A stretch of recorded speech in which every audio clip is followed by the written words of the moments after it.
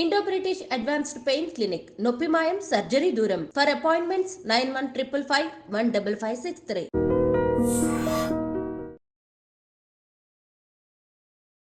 అందరికీ నమస్కారం. నేను Swaroopa Potlapalli. Welcome to I dream. Transgenders పెళ్లిళ్ల మీద ఇప్పుడు ఒక పెద్ద చర్చ జరుగుతుంది. నంద్యాలలో తమ కొడుకు ఒక హిజ్రాతో క్లోజ్ రిలేషన్లో ఉంటున్నాడు, ఆమెను ఇష్టపడుతున్నాడు అనే దాంతో పరువు పోయిందనే బాధతో ఓ తల్లిదండ్రులు ఆత్మహత్య చేసుకున్నారు.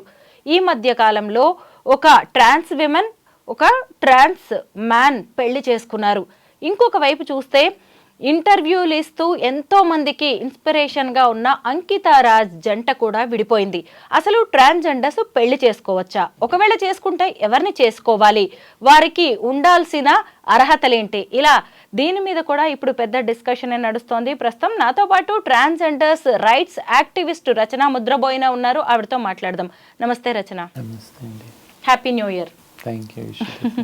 చూసాం కదా, నంద్యాలలో ఒక అబ్బాయి తమ కొడుకు ముఖ్యంగా హిజ్రాని ప్రేమించాడు అని చెప్పి ఇంకొంతమంది హిజ్రాలు వెళ్ళి కూడా వాళ్ళ ఇంటి మీద కొంత గొడవ చేశారంట. దాంతో భరించలేక ఓ తల్లిదండ్రులు ఆత్మహత్య చేసుకున్నారు. ఇప్పటికే హిజ్రాలు ట్రాన్స్జెండర్స్ మీద చాలా నెగిటివిటీ ఉంది. ఇలాంటివి ఇంకాస్త పెంచుతున్నాయి కదా, అసలు ఎందుకు జరిగిందంటారు ఈ ఇన్సిడెంట్? అంటే ఫ్యాక్ట్స్లోకి వెళ్తే అంటే ఇది చాలా బాధాకరమైన విషయం. ఫస్ట్ ఆఫ్ ఆల్ ఆ అబ్బాయి ఎవరైతే ఉన్నారో వాళ్ళ తల్లిదండ్రులు ఇలా చేసుకోవటం అనేది ఇది చాలా దిగ్భ్రాంతిని గురి చేసింది మమ్మల్ని ఒకటిను, ప్లస్ చాలా శోకంలోకి నెట్టివేసింది కూడా. ఎందుకంటే దిగ్భ్రాంతి ఎందుకనంటే ఇప్పుడు దాకా మేము ఓన్లీ ట్రాన్స్ మహిళలు ఎవరైతే ఉన్నారు, ట్రాన్స్జెండర్ వ్యక్తులు, వాళ్ళు సూసైడ్స్ చేసుకోవటం కంటిన్యూస్గా చూస్తూ వచ్చాము కోవిడ్ తర్వాత కూడా. బట్ ఇప్పుడు ఆ తర్వాత కొంతమంది పార్ట్నర్స్ అంటే ట్రాన్స్ మహిళల యొక్క పార్ట్నర్స్ సూసైడ్స్ చేసుకోవడం చూసాం. ఇప్పుడు తల్లిదండ్రులు కూడా సూసైడ్స్ చేసుకుంటున్నారు అని అంటే అదొక ఆశ్చర్యకరమైన విషయం. ఏంటంటే ఎందుకు అసలు ఇలా జరుగుతుంది కమ్యూనిటీలో, మా కమ్యూనిటీకి సంబంధించి. అది కాక ఇప్పుడు రెండోది తీవ్ర మనస్తాపం పెట్టే విషయం ఏంటంటే తల్లిదండ్రులు పోగొట్టుకోవడం. అంటే ఈ అబ్బాయి పాపం ఇప్పుడు అంటే ఒక అనాథలాగా అయిపోయారు. ఇలా తల్లిదండ్రులు లేకపోవటం అనేది మేము అంటే అనాదిగా మా ట్రాన్స్ మహిళలు ఎవరైతే ఉన్నారో అది అనాదిగా చవి చూస్తూనే ఉన్నారు కదా.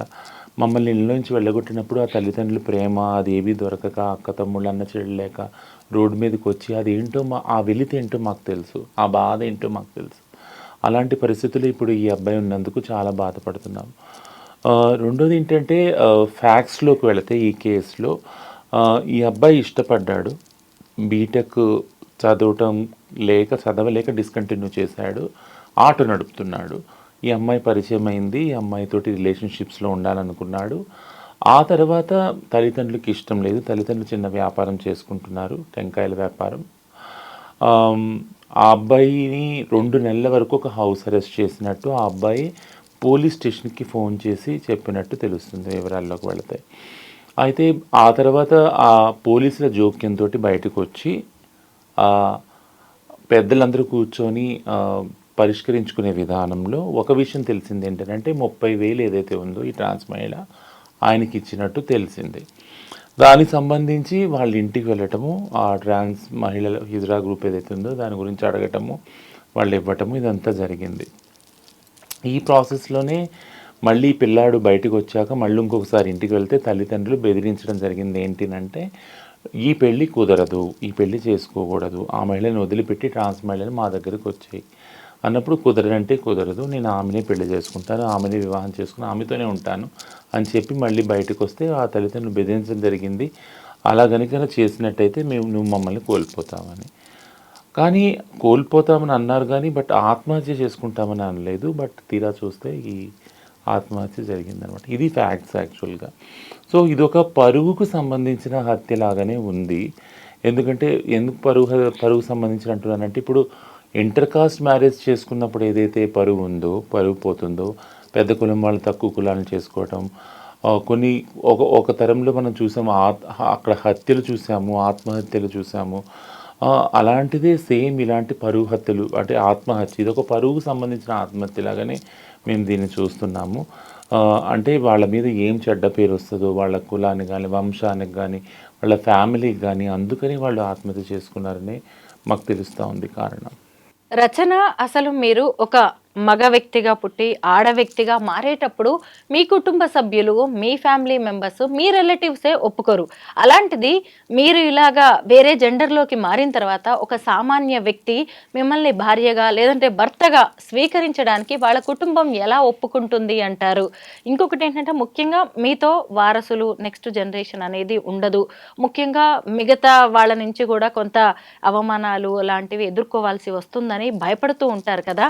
మరి మీరు ఎందుకు ఇలాగా ముందుకు వెళ్ళడానికి ధైర్యం చూపిస్తూ ఉంటారు పెళ్లిళ్ళ విషయంలో? మీరు ధైర్యంగా ప్రశ్నించండి, నేనేమనుకోను. మీరు ప్రశ్నించడానికి కూడా ముందు కొంచెం మీరు బాధపడతారేమో. ఇవన్నీ ఎవరివైనా, మీవైనా మావైనా మనసులే ఫీలింగ్స్ అందరికీ ఉంటాయి కదా. Thank you. అంటే మనకున్న ఈ సంబంధంలో ఇంత సెన్సిటివిటీ మీరు తెచ్చుకున్నందుకు చాలా థ్యాంక్ యూ స్వరూప గారు. ఒకటి చెప్తాను ఏంటి అంటే, ఇవన్నీ మాటల్లో కూడా ఒక మాటని అసలు మీరు అంటే రాలేదు మన సంభాషణలో, అది ప్రేమ యాక్చువల్లీ. సో ప్రేమ అనేది ఇద్దరు వ్యక్తుల మధ్య జరిగే ఒక అనిర్వచనమైన ఒక స్పందన అన్నమాట. దానికి జెండర్తో కానీ, కులంతో కానీ, మతంతో కానీ, ప్రాంతంతో కానీ, దేనితో కూడా సంబంధం లేదు. అన్నిటికీ అతీతమైనది ప్రేమ. సో ఇద్దరు వ్యక్తులు వచ్చి కలుసుకున్నప్పుడు, కలిసి జీవించాలనుకున్నప్పుడు, నీకు నేను, నాకు నువ్వు ఉండాలనుకున్నప్పుడు, ఏది కూడా ఎలాంటి బ్యాక్గ్రౌండ్ కూడా వాళ్ళిద్దరి మధ్య రాదు, ఆపదు యాక్చువల్గా. ఇవన్నీ రిలేషన్స్ అలా జరిగినవే.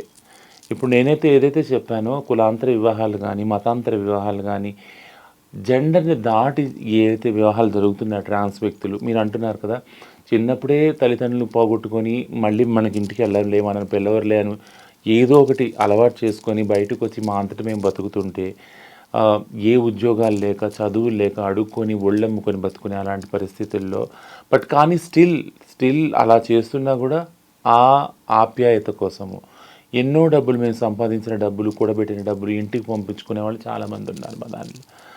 అక్క పెళ్ళి కోసం, చెల్లెల పెళ్ళి కోసం, అన్నదమ్ముల చదువుల కోసము, అమ్మ నాన్నల ఆరోగ్యం కోసము పంపిన పైసలన్నీ, కూడబెట్టిన పైసలన్నీ ఇచ్చేవాళ్ళు. నా జీవితం అయిపోయింది, నేను ట్రాన్స్ అయిపోయాను, రోడ్డు మీదకి వచ్చేసాను, ఇంకా నాకు ఏమైనా పర్వాలేదు, బట్ కానీ నా ఫ్యామిలీ గురించి నేను పాటుపడాలని ఎంతోమంది అహర్వతలు వాళ్ళు సంపాదించిన డబ్బులన్నీ వాళ్ళు ఇంటికి పంపుకుంటారు. అలాంటి ఒక అనిర్వచనమైన అంటే ఎక్స్ప్రెస్ చేయలేని ఒక రిలేషన్షిప్స్ని మెయింటైన్ చేస్తాం మేము ట్రాన్స్ మహిళలు ముఖ్యంగా. అలా ఆ ప్రాసెస్లో కొంతమంది ఎవరైతే వస్తున్నారో కలిసి జీవించాలని, మాకు ఈ బాధలలో వాళ్ళతో ఉండాలని లేదు, బట్ మా జీవితంలో ప్రేమే లేదని మేము డిసైడ్ అయిపోయాం యాక్చువల్గా. కానీ బట్ స్టిల్ వాళ్ళు వస్తున్నారు మా జీవితాల్లోకి. వచ్చి లేదు, వాళ్ళు కూడా ఏదో కోల్పోయిన వాళ్ళే, వాళ్ళు కూడా ప్రేమ దొరకని వాళ్ళే. అందరి జీవితాల్లో అంటే నేను ట్రాన్స్ వ్యక్తి వల్ల అవ్వటం వల్ల నాకు ప్రేమ దొరకలేదని నేను చెప్పాను, బట్ చాలామంది మగవాళ్ళకి, ఆడవాళ్ళకి, యంగ్ ఉన్న వాళ్ళకి, ముసలి వాళ్ళకి ఎవరికి కూడా ప్రేమ దొరకట్లేదు చాలామందికి. సో ఈ ప్రాసెస్లో ఎవరికైతే ప్రేమ దొరకలేదో వాళ్ళతో తారసపడటం, ప్రేమించుకోవటం, కలిసి జీవించడం, పెళ్లి చేసుకోవటం అనేది జరుగుతూ ఉంది.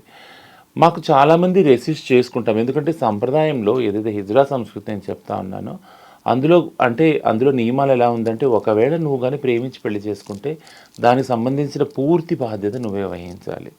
అంటే తల్లిదండ్రుల బాధ్యత లేదు ఒకవేళ మేము రిలేషన్షిప్లో పెళ్లి చేసుకుంటే, అలానే హిజ్రా వ్యవస్థలో ఉన్న గురువుల బాధ్యత లేదు, మరి ఇంకా చట్ట భద్రత లేదు. ఇవన్నీ లేకుండా కూడా ఒక రిస్క్ తీసుకొని, లేదు ఆ వ్యక్తి నాకు కావాలి, ఎందుకంటే ఆ వ్యక్తి నన్ను కోరుకుంటున్నాడు అనే ఏదైతే రిలేషన్షిప్ ఉందో, ఇంత రిస్క్ తీసుకొని ఎంటర్ అయ్యే రిలేషన్షిప్ ఇది. దాని పర్యవసానం ఏదైనా దాన్ని మేమే భరిస్తున్నాం. ఎస్, ప్రేమ అన్నారు కాబట్టి మళ్ళీ మనం అంకిత దగ్గరికి వెళ్ళాల్సిందే.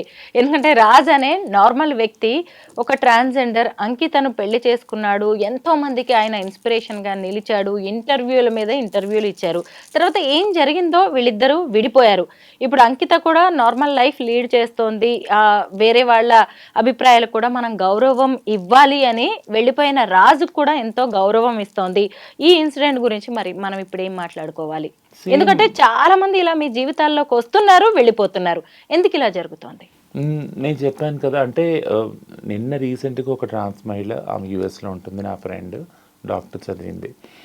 నేను ఆమె మొత్తం లైఫ్ సైకిల్ గమనిస్తున్నాను. నేను ఆమెను అడిగాను, మరి నువ్వు ఇంత బాగా ప్రగతి సాధించావు, డాక్టర్ అయ్యావు, పిహెచ్డి చేసావు, ఇప్పుడు యూఎస్లో పనిచేస్తున్నావు, మరి నీవేమన్నా ఎవరైనా ప్రేమించావా, పెళ్లి చేసుకున్నావు అంటే విత్ ఇన్ 1 minute కూడా ఆలోచించకుండా పెళ్ళికి సంబంధించిన హక్కులు మనకు లేవు కదా, నువ్వేమనుకుంటున్నావు వస్తాయేనా, అవి రావు కదా రచన, దాని గురించి ఎందుకు నువ్వు అడుగుతున్నావు నన్ను. ఒక్కసారి నేను సైలెంట్ అయిపోయాను. అంటే ఎంత ఫాస్ట్ ఫార్వర్డ్గా ఆమె ఆలోచించగలిగింది అని అంటే మీరు ఒకవేళ ట్రాన్స్, లెస్బియన్, గే, బైసెక్షువల్, ఇంటర్సెక్స్ ఇలా అవ్వటం వల్ల మీరు పెళ్లి చేసుకున్నా కానీ ఇప్పుడు ఈ తరంలో ఇప్పుడు మాత్రం మీ పెళ్ళికి భద్రత లేదు, చట్టభద్రత లేదు, ఆ హక్కులు మీకు రావు. రిలేషన్షిప్స్లో ఉన్నా దానికి భద్రత లేదు, ఆ హక్కులు రావని ఆమె డిసైడ్ అయిపోయింది యాక్చువల్గా.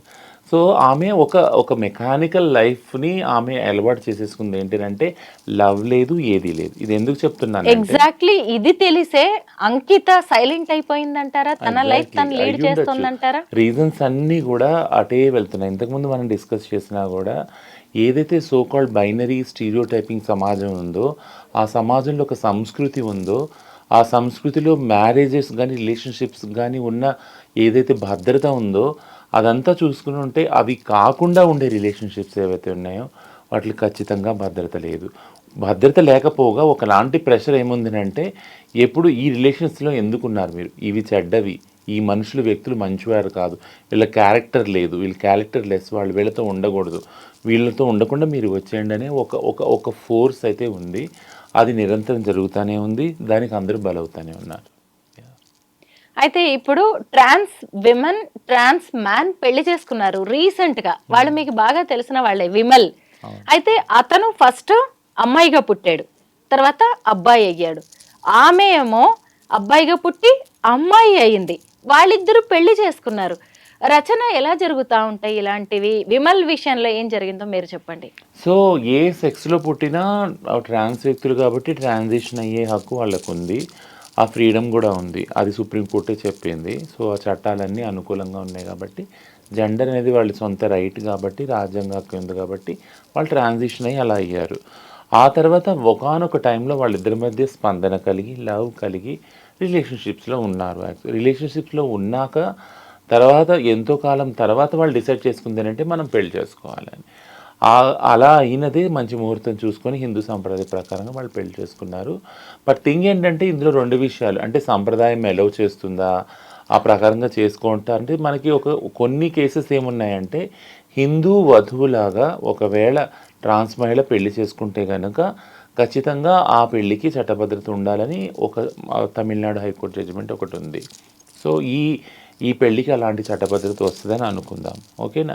ఇంకొకటి ఏంటంటే ఇది కాకుండా, చట్టపరంగా కాకుండా రిలేషన్షిప్ పరంగా మనం ఆలోచించినట్లయితే నేను మీకు ఇంతకుముందు కూడా చెప్పాను, ట్రాన్స్ మహిళలు, ట్రాన్స్ పురుషులు పెళ్లి చేసుకోవచ్చు.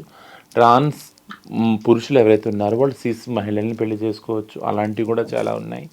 అలాగే ట్రాన్స్ మహిళలు మామూలు పురుషులు ఎవరైతే ఉన్నారో సిస్ పురుషులు వాళ్ళని కూడా పెళ్లి చేసుకోవచ్చు. పురుషులు అంటే సిస్ అంటే ఎవరైతే ట్రాన్స్ కారు వాళ్ళని మామూలు పురుషులు, యాక్చువల్ హెటరోసెక్షువల్ పురుషులు అనమాట. వాళ్ళని పెళ్లి చేసుకునే మహిళలు, ట్రాన్స్ మహిళలు చాలామంది ఉన్నారు. సో ఈ రిలేషన్షిప్స్లో ఏమైనా కలగచ్చు. బట్ దీని అన్నిటికీ మూలం ఏమైందంటే ఇద్దరు వ్యక్తుల మధ్య కలిగే ఆ స్పందన, లవ్ ఏదైతే ఉందో అదే అట్రాక్షను ముఖ్య కారణమై ఉంది. అలాగే అఖిలేష్, కిరణ్ రాజ్ అనే వాళ్ళ పెళ్లి గురించి కూడా మీరు చెప్పాలి, నాకు పెద్దగా ఐడియా లేదు దీని గురించి. వీళ్ళు కూడా యాక్చువల్గా ట్రాన్స్ పురుషులే, బట్ సిస్ మహిళలతోటి, అంటే మామూలు మహిళలు ఎవరైతే ఉన్నారో వాళ్ళతోటి ప్రేమతోటి రిలేషన్షిప్లో పెళ్లి చేసుకున్న వాళ్ళిద్దరు కూడా. అంటే ఎలాగా వీళ్ళిద్దరు వేరు వ్యక్తుల్ని పెళ్లి చేసుకున్నారంటున్నారు? వేరు వ్యక్తుల్ని, వేరు మహిళల్ని పెళ్లి చేసుకున్నారు యాక్చువల్గా. ఓకే, వాళ్ళు ట్రాన్స్ పురుషులు, అలాగే మహిళల్ని పెళ్లి చేసుకున్నారు అలాగా. ఇప్పుడు విమల్ స్టోరీకి వస్తే వాళ్ళిద్దరు ఎలాగో ట్రాన్స్ విమెన్, ట్రాన్స్ మ్యాన్ కాబట్టి నెక్స్ట్ జనరేషన్ సొసైటీ ఏదో మనల్ని చూసి ఏదో అనుకుంటది, లేదంటే షేమ్ ఫీల్ అవ్వాలి అనే ఫీలింగ్స్ ఉండకపోవచ్చు. అవును, వీళ్ళు ఇద్దరు లాంగ్ రన్ లో కలిసి నడవచ్చు. ఒకటి ఏంటంటే పిల్లల కోసమే, పునరుత్పత్తి కోసమే అనే ఏదైతే ఆలోచన ఉందో సమాజంలో, దాన్ని ముఖ్యంగా ఛాలెంజ్ చేసేది LGBTQI సమూహాలు మాత్రమే. అది కాక అంటే మామూలు ఆడవాళ్ళు మగవాళ్ళు ఉండలేదా అంటే ఖచ్చితంగా ఉన్నారు కదా. సరోగసీ చట్టం ఏదైతే ఉందో, అడాప్షన్ సంబంధించిన చట్టాల్లో మార్పులు ఏవైతే ఉన్నాయో ఇవన్నీ ఆ బ్యాక్గ్రౌండ్తో వచ్చినవే కదా. సో సమాజంలో పెళ్ళి చేసుకునేది ఏదైతే తంతుందో కేవలం పిల్లలు కనడానికి కోసం అనే దాన్ని ఒక అభిప్రాయాన్ని ఎన్నో రకాలుగా ఎన్నో జంటలు దాన్ని అంటే దాన్ని డిస్ప్రూవ్ చేస్తున్నాయి, యాక్చువల్గా డిస్క్వాలిఫై కూడా చేస్తూ ఉన్నాయి. పెళ్ళి అనేది ఇద్దరు వ్యక్తుల మధ్య జరిగే ఏదైతే లవ్ ఉందో, ప్రతిస్పందన ఉందో, ఒకరికొకరు జీవించాలి అనుకునే ఏదైతే రిలేషన్షిప్ ఉందో దాని బేస్ మీద ఉండాలి. పెళ్ళి తర్వాత జరిగే ఏదైతే పిల్లలది ఉందో అది ఒక ఆప్షనల్ మాత్రం. ఇప్పుడు చాలామంది సెలబ్రిటీసే మనం సరగసి తీసుకొని పిల్లల్ని కానీ ఇది చూస్తున్నాం కదా మన కళ్ళ ముందే. సో పిల్లలకి అనేది ఒక ఆప్షనల్గానే ఉంది ఇప్పుడు కూడా. పైగా మీ కమ్యూనిటీలో కూడా ఒక రిలేషన్స్ ఉంటాయి కదా. మా కమ్యూనిటీలో ముఖ్యంగా అదే నేను చెప్తాను. మా కమ్యూనిటీలో ట్రాన్స్ కూతుళ్ళు, ట్రాన్స్ కొడుకులు, మనవరాళ్ళు, మనవాళ్ళు ఇలా కూడా రిలేషన్స్ ఉన్నాయి. అక్క చెల్లెళ్ళు, వదిన మరదళ్ళు ఇవన్నీ కూడా ఉన్నాయి. కాబట్టి మేము ఎప్పుడైతే మా సొంత కుటుంబాలతోటి ఎక్కడైతే పుట్టామో అందులోంచి బయటకు వచ్చేసాక మాకుగా మేము ఏర్పరచుకునే ఈ కుటుంబ వ్యవస్థ ఏదైతుందో ట్రాన్స్ కుటుంబ వ్యవస్థ అది మాకు ఒక సపోర్టింగ్ సిస్టమ్ యాక్చువల్గా. ఇప్పుడు ఎలాగో మనం ట్రాన్స్ మ్యారేజ్ గురించి మాట్లాడుకుంటున్నాం కదా, ఇప్పుడు మీ లవ్ స్టోరీ చెప్పండి. అసలు సిగ్గుపడతారు మీరైతే. నా లవ్ స్టోరీ అసలు నేను ఎక్కువగా ఎక్కడ ఎక్స్ప్రెస్ చేయను, ఎందుకంటే నా భర్త ఎవరైతే ఉన్నారో వారి అంటే లైఫ్కి అంటే చాలా కొన్ని థ్రెట్స్ ఉన్నాయి, అందుకని దాన్ని చేయను. బట్ ఇంతకుముందు చెప్పినట్టే నేను ఆయనతో అయితే ఆయన నన్ను అప్రోచ్ అయ్యారు, ఐ లవ్ యూ అని ఆయనే చెప్పాక నేను అంటే కొన్ని రోజులు ఆలోచించాను అసలు. అంటే ఎందుకంటే నాకు కమ్యూనిటీ పని చాలా ప్రయారిటీ నా లైఫ్లో. కమ్యూనిటీకి సంబంధించిన కొన్ని విజన్స్ ఉన్నాయి, నాకు కళలు ఉన్నాయి. వాటి కోసం ప్రతిరోజు అంటే నాకు హాలిడేస్ లేవు, ఏమీ లేవు, కొన్ని వర్కింగ్ అవర్స్ లేవు, ఏం లేవు, చాలా అన్డిసిప్లిన్గా అందులో డిసిప్లిన్గా వర్క్ చేస్తానన్నమాట. సో ఈ ధోరణి ఉన్న వాళ్ళతోటి ఒక రిలేషన్షిప్లో ఎంటర్ అవటమే కష్టం యాక్చువల్గా, ఎందుకంటే నేను టైం ఇవ్వలేను ఒక వ్యక్తికి నా లైఫ్లో. అలాంటి దానిలో హడావుడిలో హఠాత్తుగా ఆయన వచ్చి మాటల్లో ఆయన చెప్తే ఐ లవ్ యూ అంటే, ఓ అవునా ఐ లవ్ యూ, సరే ఓకే లేదని. ఆ తర్వాత నాకు అనిపించింది టైం ప్రతి రిలేషన్షిప్లో టైం ఇవ్వాల్సి వస్తుంది. టైం ఇచ్చినప్పుడల్లా నేను అనిపించింది ఏంటి అంటే నాకు ఇక్కడ టైం తీసుకొచ్చి ఈయనకి ఇవ్వాల్సి వస్తుంది, హౌ సీరియస్ దిస్ పర్సన్ ఇది అన్నప్పుడు నేను అడిగాను, పెళ్లి చేసుకుందామంటే నువ్వు టైం చెప్పు, డేట్ చెప్పు అన్నాడు. ఓ అవునా అంత సీరియస్ అను, ఓకే సరే అనేసి లవర్స్ డే వ్యాలంటైన్స్ డే రోజు మా మ్యారేజ్ అయింది. 15 yearsగా మీ ఇద్దరు రిలేషన్లోనే ఉన్నారు, ఎప్పుడు ఏ ఇబ్బందులు రాలేదా? మీ ఇద్దరి మధ్య ఏ గొడవలు కూడా లేవా? అసలు గొడవలు లేని రిలేషన్షిప్ ఏది, గొడవలు ప్రతిసారి ఉంటాయి, ప్రతి రిలేషన్షిప్లో ఉంటాయి. అండ్ గొడవలు వచ్చేవి, గొడవల వల్లనే రిలేషన్షిప్ ఇంకా ఎక్కువ బాగా అండర్స్టాండింగ్ మొదలవుతుంది, ఇంకా స్ట్రాంగ్ అవుతుంది అది యాక్చువల్గా. ఎందుకంటే గొడవలు ఎప్పుడు వస్తాయి యాక్చువల్గా, హెచ్చు తగ్గులు అన్న విషయంలోనే వస్తాయి కదా. నేను హెచ్చు, నువ్వు తగ్గు, నువ్వు నన్ను ఇలా చేసావు, నువ్వు అలా చేసావు, ఇలా అన్నావు, అలా అన్నావు అని. ఆ హెచ్చు తగ్గులు ఎక్కడో అక్కడికి వెళ్ళి ఒక చోట ఇద్దరు రిజాల్వ్ చేసుకుంటారు కదా, ఒక డెసిషన్కి వస్తారు, ఒక అండర్స్టాండింగ్కి వస్తారు. వచ్చినప్పుడు అప్పుడు ఈక్వాలిటీ అనేది వస్తుంది ఆ రిలేషన్షిప్లో. సో అది లేనప్పుడు, నమ్ముగా ఉన్నప్పుడు, అసలు గొడవలే లేనప్పుడు రిలేషన్షిప్లో మనం ఆలోచించాలి. అంటే ఆ రిలేషన్షిప్ అసలు ఏంటి, ఎంతవరకు ట్రస్ట్ వర్తి, అది ఉంటుందా, బాండింగ్ ఉందా అనేది ఆలోచించాలి. బాండింగ్ ఉన్నదానికి మెయిన్ ప్రూఫ్ ఏంటంటే గొడవలు. సో గొడవలు ఉన్నప్పుడు గొడవలు పడతాము, తర్వాత గొడవలు మర్చిపోయి రిజాల్వ్ చేసుకొని ఒకటవుతాము. That's a very beautiful experience. ఆయన పేరెంట్స్ నుంచి సపోర్ట్ ఎలా ఉంది? మీతో మాట్లాడుతూ ఉంటారా వాళ్ళ పేరెంట్స్? నాకు పేరెంట్స్ లేరు, ఆయనకి పేరెంట్స్ లేరు. ఓకే, అంటే పోనీ రిలేటివ్స్ కానీ వాళ్ళ మా ఇద్దరికి నా రిలేటివ్స్ నేను మాట్లాడతాను, ఆయన రిలేటివ్స్తో ఆయన మాట్లాడతాను. మీ కమ్యూనిటీ వాళ్ళతో ఆయన ఎలా ఉంటారు? చాలా ఫ్రెండ్లీగా ఉంటారు. ఎక్కడ చూసినా మా కమ్యూనిటీలో ఆయనకి రెస్పెక్ట్ ఉంది, అలాగే వాళ్ళ కమ్యూనిటీలో నాకు కూడా రెస్పెక్ట్ ఉంది. మీ ఇద్దరిది ఇంటర్ రిలీజియన్ లవ్ మ్యారేజ్. ఆయన ముస్లిం, మీరు హిందూ. మీరిద్దరు ఫెస్టివల్స్ కానీ లేదంటే మీ మతాచారాలని ఎలాగా ఫాలో అవుతూ ఉంటారు? ఎప్పుడు కూడా అంటే తను ఇది నా మతంలోకి మారు అని ఎప్పుడూ ఫోర్స్ చేయలేదు. బట్ నేను చాలా ఫేవరెటిజం వాళ్ళ మతానికి చూపిస్తాను, వాళ్ళ ఆచారాలకి చాలా ఇంపార్టెన్స్ ఇస్తాను. ఎందుకంటే ఆ రిలేషన్షిప్లో నేను చాలా ప్రివిలేజ్డ్ అని నాకు తెలుసు. మతం పరంగా కానీ, చదువు పరంగా కానీ, అన్ని పరంగా నేను ప్రివిలేజ్ అని తెలుసు. సో ఆ రిలేషన్షిప్లో ఆ ఇన్హిబిషన్ అంటే ఆ అభద్రతను ఆయన కల్పించకుండా ఐఎమ్ విత్ యూ అని ఎప్పుడు చూపించడానికి ట్రై చేస్తాను. సో ఆయన రిచువల్స్ అన్నీ ఆయనకి అంత సపోర్టివ్గా నేను ఉంటాను. యాక్చువల్గా ఆయన మతానికి సంబంధించి ఏ రోజు ఆయన ఫోర్స్ చేసి నువ్వు నన్ను అంటే ఈ బొట్టు తీసేసి ఇలా చేయి ఇలా చేయని ఎప్పుడు ఆయన నన్ను ఫోర్స్ చేయలేదు, నేను ఆయన్ని ఫోర్స్ చేయలేదు ఇలా చేయొద్దు అని. సో మేము ఇద్దరం ఒకచోట కలిసి ప్రశాంతంగా ఉంటాం. అంటే మా ఇద్దరి రిలేషన్షిప్ తోటి సమాజానికి చాలా ప్రాబ్లం ఉండొచ్చు, దాంతో ఆయన ప్రెజర్ పెట్టిన ఇన్సిడెంట్స్ చాలా జరిగినాయి. బట్ నా జోలికైతే ఎవరు రాలేదు ఆ విషయంలో. సో మేమిద్దరము ఇన్ని సంవత్సరాల నుంచి ఎప్పుడు కూడా ఒకరినొకరు ప్రెషర్ పెట్టుకోకుండా ఆ విషయంలో ఒకరి మతాన్ని ఒకరు గౌరవించుకుంటా, ఒకళ్ళ అభిమతాన్ని ఒకళ్ళు అర్థం చేసుకుంటానే ఉన్నాము ఇలాగా. ట్రాన్స్ వాళ్ళ పెళ్ళిళ్ళు ప్రేమలు కొంతకాలమే, ఎక్కువ శాశ్వతంగా నిలబడట్లేదు. దానికి ఎగ్జాంపుల్గా ఈ నంద్యాల ఇన్సిడెంట్ని చెప్పుకోవచ్చు, అంకిత రాజ్ ఇన్సిడెంట్ని చెప్పుకోవచ్చు. కానీ మీరు ఇంత లాంగ్ రన్ రిలేషన్లో ఎలా ఉంటున్నారు మీ ఇద్దరు? ఎక్కడ మీ ఇద్దరికి అండర్స్టాండింగ్ కుదిరింది? అంటే ఇట్స్ నాట్ ఏ సింపుల్గా అంటే ఈజీగా అయ్యే జర్నీ కాదు అది. యాక్చువల్గా చాలా ప్రభావితం చేసిన ఫ్యాక్టర్స్ ఉన్నాయి బయట నుంచి మా రిలేషన్షిప్స్లో. వాటికి ఇద్దరం ప్రభావితం అయ్యాము, ఇద్దరం చాలా మదన పడ్డాము, ప్రెషర్ ఫీల్ అయ్యాము. ఓన్లీ థింగ్ ఏంటంటే నాకు ప్రెషర్ నుంచి బయటకు వచ్చే ఒక కమింగ్ అవుట్ ఏముందని అంటే నాకు కమ్యూనిటీ వర్క్. యాక్చువల్గా తనకు ప్రెషర్ ఉన్నప్పుడు ఆ స్పేస్ ఇచ్చేదాన్ని నేను. తను ఏవైతే బయట నుంచి వివక్షత ఎదుర్కొని ఏదైనా ప్రెషర్ ఫీల్ అయినప్పుడు తనకు ఆ స్పేస్ ఇచ్చేదాన్ని. You take your own time, ఇది ఉంటుంది, ఇది నాకు అర్థమవుతుంది, నీకు ప్రెషర్ నీ ద్వారా నా దగ్గరికి వస్తుంది సమాజం, నాకు తెలుసు అది, but you take your own time, నేను నీకున్నాను ఈ జర్నీలో అని. అండ్ ఏ డెసిషన్ కూడా తను తీసుకున్న దాన్ని ఎప్పుడు వ్యతిరేకించేదాన్ని కాదు. యాక్చువల్గా if you take this decision నేను గౌరవిస్తాను, అది ఏ డెసిషన్ అయినా కానీ. ఒకవేళ నాకు ఏమైనా అనుమానాలు ఉంటే అది క్లారిఫై చేసుకునేదాన్ని, ఇది ఎందుకు ఇలా అయింది, ఇది ఇలా ఎందుకు అయింది, అప్పుడు అక్కడ ఒక అండర్స్టాండింగ్ వచ్చేవాళ్ళం ఇష్యూ సంబంధించి. So that's how every relationship has to go, like actually. Yeah. You are a transgender rights activist. ఎప్పుడు మీ రైట్స్ కోసం మీరు పోరాడుతూ ఉంటారు. అయితే అలాంటప్పుడు సమాజం విషయంలో కానీ మీ ఫ్యామిలీ విషయంలో మీ బాధ్యతలు ఏంటి అనుకుంటున్నారు? అంటే నాకు సంబంధించి నా ఫ్యామిలీ ఎక్కడైతే నేను పుట్టానో ఆ ఫ్యామిలీలో వాళ్ళ సంబంధాలు కూడా ముఖ్యమే. నేనెంత వాళ్ళకి ముఖ్యమో వాళ్ళ సంబంధాలు కూడా ముఖ్యం. కాబట్టి దాని గురించి కూడా నేను ఎప్పుడు ఆలోచిస్తూ ఉంటాను బ్యాక్గ్రౌండ్లో. దానికి వాళ్ళకి ఎంత సపోర్టివ్గా ఉండాలి అనేది నేను ఆలోచిస్తాను.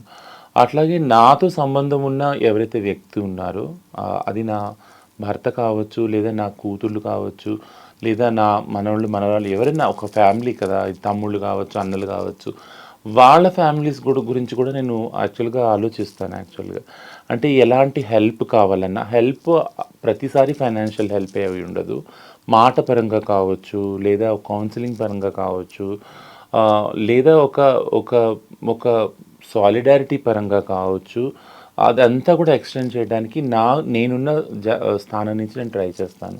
సో రిలేషన్షిప్స్ అనేవి ఒకళ్ళొకళ్ళు అండర్స్టాండింగ్ చేసుకొని ఒకే వేవ్ లెంత్లో ప్రేమతో, ఆప్యాయతో, అనురాగంతో మెదలవలసిన విషయాలు. ఎందుకంటే that's all on your mental health కదా.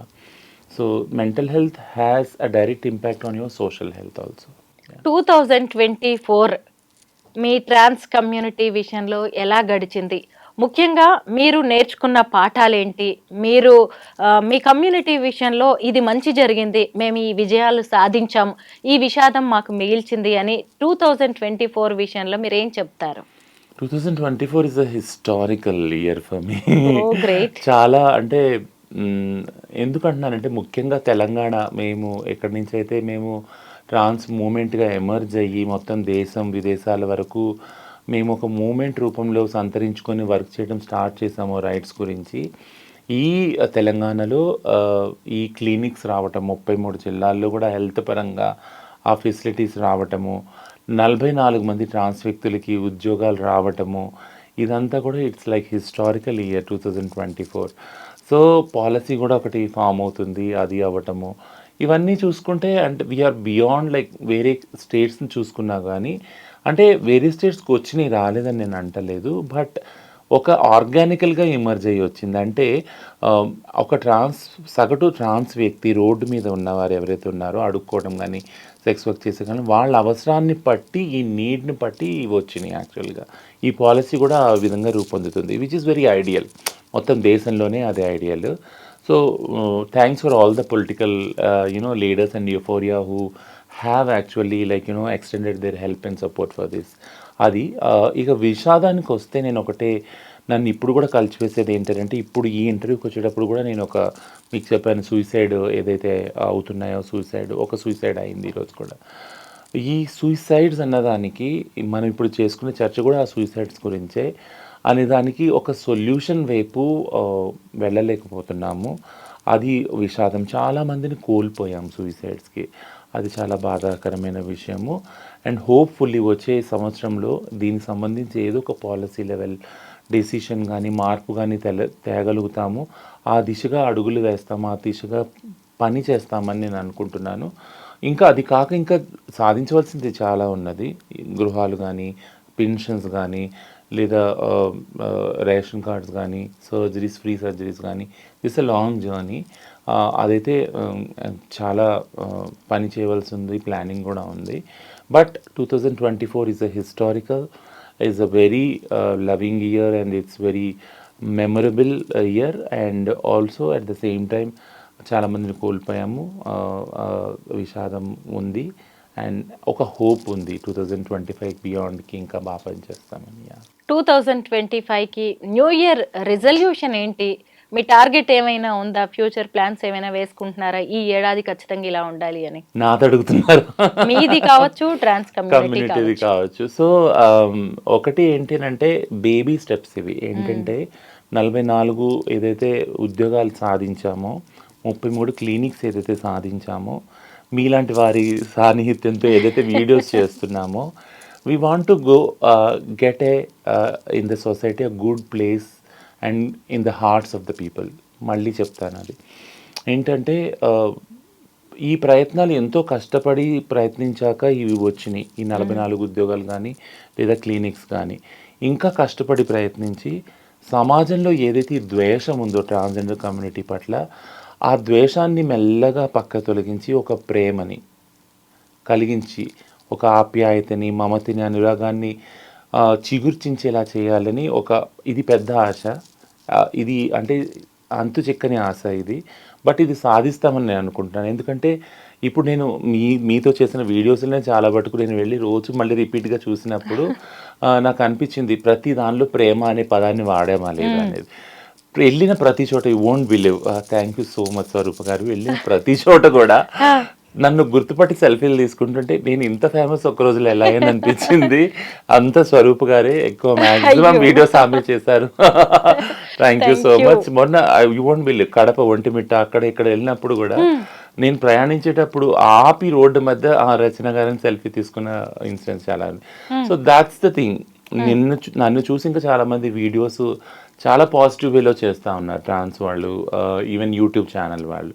సో ఇట్లాంటి ఒక మంచి సహృద్భమైన సపోర్టివ్ ఎన్వైరన్మెంట్, ఒక మంచి స్థానం ప్రజల మనసులో నేను కోరుకునేది. దాని గురించి ప్రయత్నించాలని ఒక పెద్ద ప్లానింగ్. రియల్లీ ఇది నేను కూడా అబ్జర్వ్ చేశాను. అసలు సబ్స్క్రైబర్స్ అందరికీ, మన ఫాలోవర్స్కి నిజంగా థ్యాంక్స్ చెప్పాలి. అసలు రచనకి సంబంధించి ఏ వీడియో పెట్టినా ఒక్కసారి కూడా ఒక్క నెగిటివ్ కామెంట్ రాలేదు.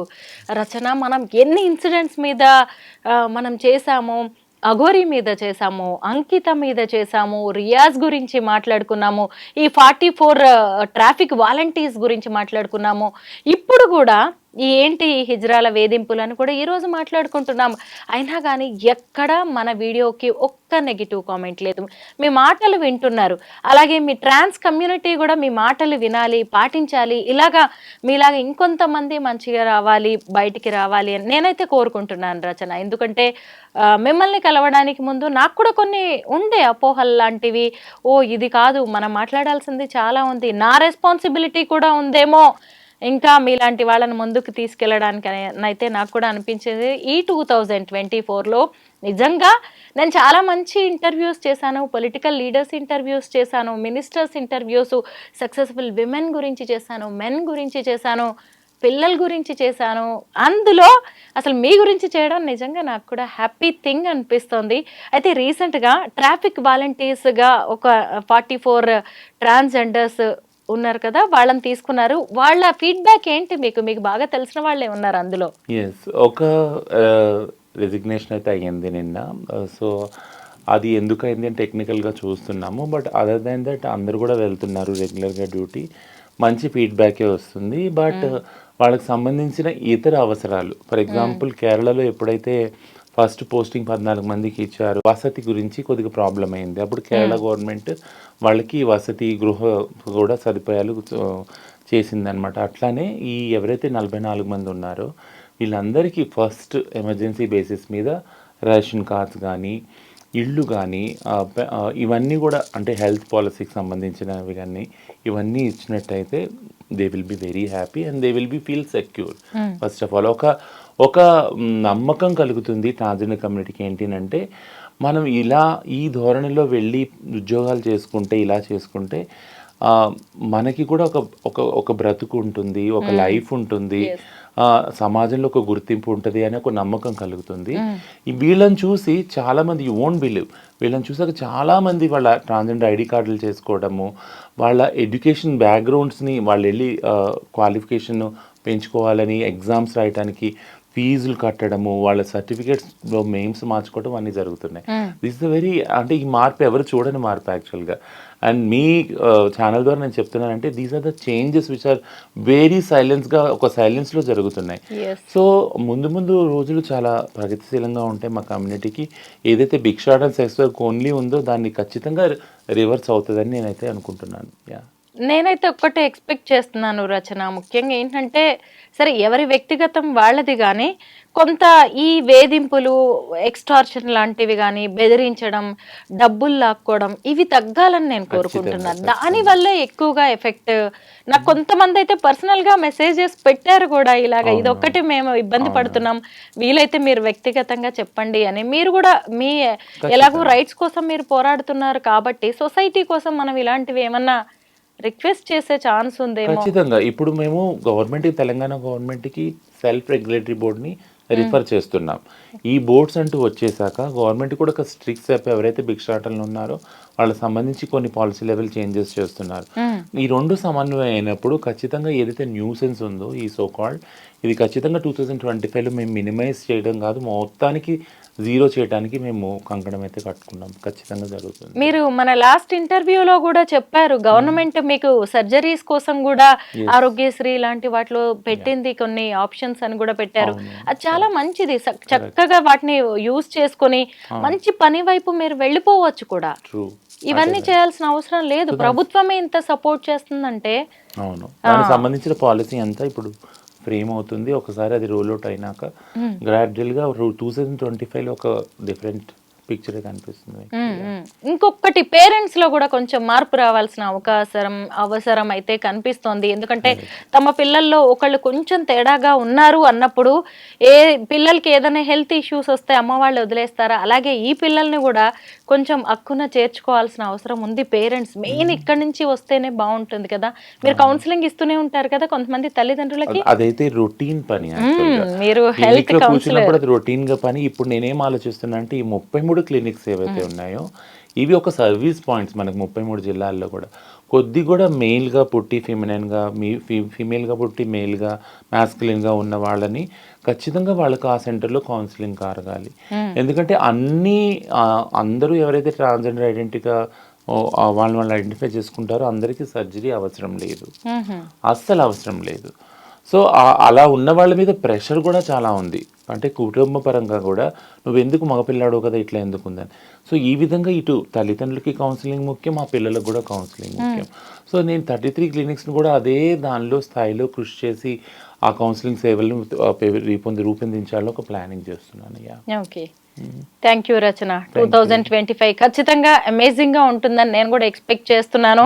ఇలా అనాలిసిస్లు కావచ్చు, ఇంకేవైనా మంచి మంచి వీడియోస్ కూడా మనం చాలా చేయాలి. ట్రాన్స్ కమ్యూనిటీ గురించి, సొసైటీ గురించి చాలా మాట్లాడుకుందాం. Thank you so much Rachana. Once again happy new year. Happy new year.